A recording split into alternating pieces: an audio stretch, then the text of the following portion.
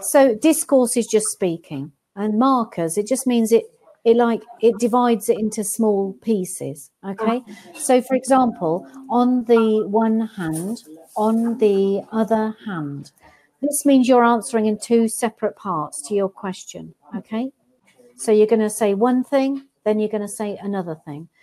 Discourse markers are at band 7 and above, so they're good to use.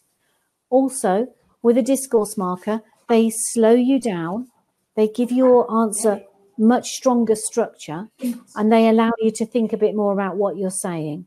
So instead of just saying blah, blah, blah, blah, blah, blah, and talking, you're organizing your answers. So it makes you much calmer, gives you extra time to think. All right. Okay.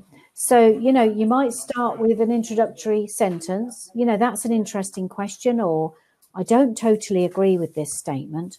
On the one hand, okay. So we're gonna try the first part 3 question first of all.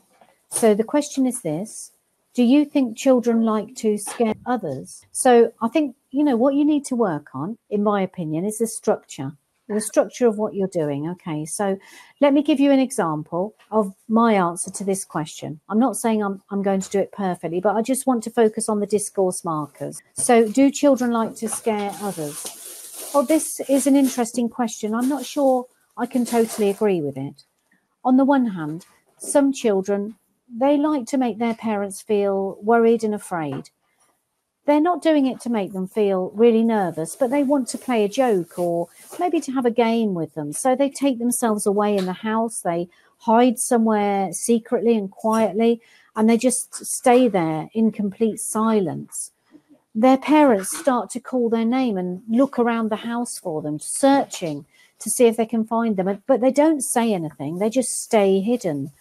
When their parents get close, they jump out and they make their parents very afraid. But as I said before, they're not trying to make them worried. On the other hand, most children don't like to be told off by their parents. They don't want to make them upset or angry. They don't want to be naughty. So they would never, ever want to make anyone feel worried about them.